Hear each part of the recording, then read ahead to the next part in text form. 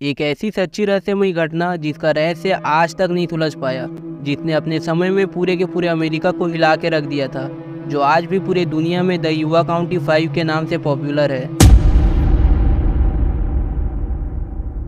24 फरवरी 1978 की रात को जोसेफ सॉन्स नाम का एक बंदा कैलिफोर्निया के युबा सिटी से अपनी कार में ड्राइविंग करते हुए जंगलों के बीच अपने कैबिन को देखने के लिए जा रहा था। वो जैसे ही इस इलाके के सुदूर नाम के रोड में पहुंचता है, अचानक से उसकी कार बर्फ में फंस जाती है। इसलिए सॉन अपनी कार से उतर के अपनी कार को बर्फ से निकालने की कोशिश करता है, लेकिन उसका कार का चक्का बर्फ में काफ़ी अंदर तक फंस चुका था। सॉन काफ़ी ज़्यादा कोशिश करता है बट वो उसे निकाल नहीं पाता, और इसी के निकालने के चक्कर में अचानक से उसको दिल का दौरा पड़ जाता है और वो वहीं गिर जाता है। अब जैसे तैसे करके सॉन उठ के कार के अंदर जाता है और इंतज़ार करता है कि अगर कोई भी इधर से आएगा तो उसकी हेल्प ज़रूर करेगा। इंतज़ार करते करते रात के लगभग 11:30 बजे उसको हाईवे में 5 लड़के और एक औरत दिखती है जो कि अपने गोद में एक बच्चे को पकड़ी थी। सॉन ने उनको आवाज़ देकर अपनी ओर बुलाया, लेकिन लड़कों ने उसको अनदेखा कर दिया। सॉन को लगा कि हो सकता है उन्होंने इसकी आवाज़ नहीं सुनी, इसलिए सॉन ने उनको दोबारा से आवाज़ दिया, बट इस बार लड़कों ने उसकी तरफ देखा और अचानक से कहीं गायब हो गए। सॉन थोड़ा कंफ्यूज हो गया और वापस से अपनी कार के अंदर आके किसी और का इंतजार करने लगा। लगभग 2 घंटे बाद वापस से कार के बाहर से एक टॉर्च की रोशनी आती है। सॉन जैसे ही कार के बाहर मदद के लिए निकलता है तो वो देखता है कि इस बार वापस से वही 5 लड़के और औरत थी, लेकिन वो लोग सॉन को अनदेखा करके उसके बाजू से ऐसे निकलते हैं कि मानो सॉन वहाँ पर खड़ा ही नहीं है। सॉन के पास अब बस एक ही रास्ता बचा था कि वो कार के अंदर किसी और का इंतजार करे, लेकिन थोड़ी देर बाद शायद पेट्रोल या फिर डीजल के कारण उसका कार भी काम करना बंद कर देता है और अंदर का हीटर बंद हो जाने के कारण ठंड बढ़ने लगती है। अब तक सॉन थोड़ा अच्छा महसूस करने लगा था और बाहर बर्फ भी गिरना बंद हो गया था, इसलिए सॉन ने सोचा कि अब किसी का इंतजार करने से बढ़िया है कि वो वापस से पैदल चल के अपने घर की तरफ जाए, और वो पैदल ही अपने घर चले जाता है। लगभग इस बात को 2-3 दिन बीत गए और लगभग 2 दिन बाद न्यूज़पेपर में 5 लड़कों की मिसिंग का न्यूज़ आता है। सॉन जैसे ही इस न्यूज़ को पढ़ते हैं वो थोड़ा घबरा जाता है, क्योंकि ये वही 5 लोग थे जिनको सॉन ने उस रात देखा था। सॉन तुरंत पुलिस के पास जाके उस रात हुए सारे इंसिडेंट को पुलिस को बताता है कि कैसे वो 5 लड़के सॉन को देख के भी अनजान बन रहे थे और कैसे अजीब सा बिहेव कर रहे थे। और यहाँ से शुरू हुई असली कहानी।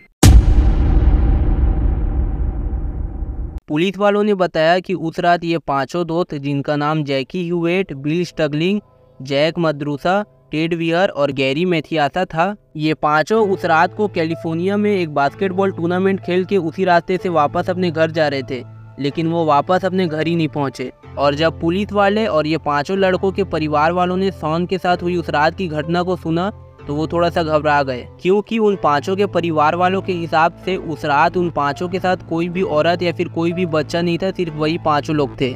औरतों और परिवार वालों का कहना था कि ये 5 लड़कों का बिहेवियर इतना भी गंदा नहीं था कि वो किसी की मदद के समय मदद ना करे, लेकिन सॉन के हिसाब से उस रात ये 5 लड़के थे जिन्होंने इनकी मदद नहीं की थी और इनको नज़रअंदाज कर दिया था। उन 5 लड़कों के परिवार वालों का कहना था कि ये 5 मेंटली थोड़ा सा बीमार थे। पुलिस वालों ने जैसे ही सॉन के मुंह से उस रात को हुए घटना के बारे में सुना और जैसे ही उसके परिवार वालों ने कहा कि ये 5 मेंटली थोड़े से बीमार थे, इसलिए पुलिस वालों ने तुरंत एक सर्च टीम बनाया और सॉन के बताए हुए रास्ते में उन 5 दोस्तों को ढूंढने के लिए सर्च टीम भेज दिया। पुलिस वाले लगातार ये 5 को ढूंढने की कोशिश कर रहे थे और कुछ दिन बाद उसी रास्ते में पुलिस वालों को एक दुकान दिखा। पुलिस वालों ने जैसे ही वहाँ का सीसीटीवी फुटेज देखा तो उन्होंने देखा कि ये 5 दोस्त जो थे वो उस रात को इस दुकान में कुछ खरीदने के लिए आए थे। दुकान वालों से पूछताछ करने पर दुकान वाले ने कहा कि उस रात जब 10 बजे के आसपास दुकान वाला अपनी दुकान बंद कर रहा था, तब ये 5 लड़के आए और अपने लिए चॉकलेट, दूध और भी कुछ सामान खरीदे थे। ये आखिरी सीसीटीवी फुटेज था जब ये 5 लड़कों को एक साथ देखा गया था। पुलिस वालों ने अब इन्हें लगातार ढूंढने की जांच शुरू कर दी। कुछ दिनों बाद मतलब कि 27 फरवरी को पुलिस को उसी इलाके के एक जंगल में जैक मद्रूका की कार मिली, जो कि इन्हीं 5 में से एक था। उनकी ये कार बर्फ में फंसी हुई थी, लेकिन अजीब बात ये थी कि वो 5 चाहते तो आराम से इस कार को बर्फ से निकाल सकते थे, लेकिन उन्होंने कार को वहीं छोड़ दिया था। और पुलिस वालों को उनकी ये कार उनके घर से लगभग 50 मील की दूरी पर मिली। घर वालों के हिसाब से वो 5 बिना बताए कभी भी अपनी घर से इतने दूर नहीं जाते थे। यहाँ तक कि ये कार जहाँ मिली थी वहाँ लोगों का आना जाना भी बहुत कम होता था, क्योंकि ये जो एरिया था वो बर्फ से ढका रहता था। पुलिस वालों ने अपनी खोज जारी रखी, लेकिन उस समय बर्फबारी इतनी चल रही थी कि उन्हें खोजना बहुत ही मुश्किल था, बट फिर भी पुलिस वाले उनको खोज रहे थे। और लगभग 4 महीने बाद मतलब कि 4 जून 1978 को उस कार से लगभग 20 मील दूर पुलिस वालों को एक ट्रेलर दिखा, जो कि एक घर जैसा था, जिसे कि बर्फ से बचने के लिए वहीं के लोगों ने बनाया था। पुलिस वालों ने जैसे ही उस घर का दरवाजा खोला तो उनके होश उड़ गए।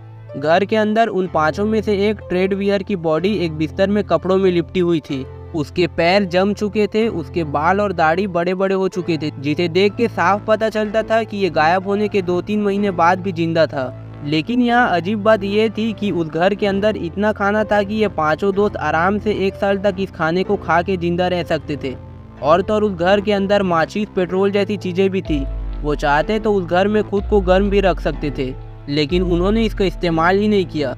ऐसा लग रहा था कि वियर अपने मरने का इंतजार कर रहा था। वियर की बॉडी को देख के साफ पता चलता था कि शायद उसके मरने के बाद उसके जो दोस्त थे वो उसको वहीं कपड़े में लपेट के आगे बढ़ गए। बट पुलिस वाले और उसके घर वाले ये सोच रहे थे कि वो इस जगह को छोड़कर क्यों गए। अगले दिन पुलिस वालों को इस घर से कुछ मील दूर जंगल में जैक मद्रुका और बिल स्ट्रगलिंग के शरीर के टुकड़े मिले। ये लाशें काफ़ी अजीब सी थी। बाकी बच्चे दो के परिवार वाले ये सोच रहे थे कि हमारे बच्चे अभी जिंदा बचे भी होंगे कि नहीं। जैक मद्रुका और बिल स्ट्रगलिंग के शरीर के जो टुकड़े मिले थे, जब उनका पोस्टमार्टम किया गया तो उसे पता चला कि इनके शरीर को जानवरों ने नोच खाया था।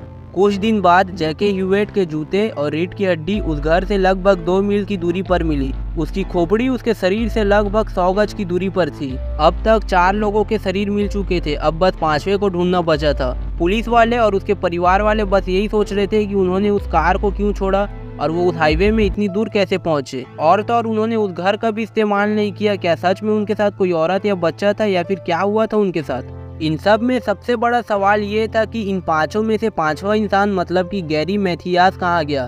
पुलिस वाले ने गैरी को काफ़ी समय तक ढूंढा, पर उन्हें आज तक उसका कोई भी पता नहीं लग पाया। पुलिस वालों को गैरी का ना तो कोई बॉडी का पार्ट मिला और ना ही ये पता चला कि वो अभी कहाँ है, जिंदा भी है या फिर मर गया। इस खबर के फैलने के बाद कई सारे लोगों ने कई सारी बातें कही। कुछ लोगों का कहना था कि उन पांचों में से जो लड़की थी उसने इन पांचों को मारा है। कुछ के हिसाब से वो लड़की एक अदृश्य ताकत थी, पर सच्चाई किसी को भी नहीं पता और ये एक रहस्य ही बन के रह गया, जिसे आज भी पूरे दुनिया में द युवा काउंटी 5 के नाम से जाना जाता है। वेल, अगर वीडियो पसंद आए तो वीडियो को लाइक करके अपने दोस्तों के साथ शेयर कीजिएगा। और अगर आपके पास भी ऐसी कोई इंटरेस्टिंग सी स्टोरी है जो आप चाहो कि मैं वीडियो बना के इस चैनल में सुनाऊं, तो मैं डिस्क्रिप्शन में एक ईमेल दे दूंगा। आप चाहो तो मुझे उस मेल में मेल कर सकते हो। मिलेंगे फिर से एक नई वीडियो में, तब तक के लिए बाय बाय।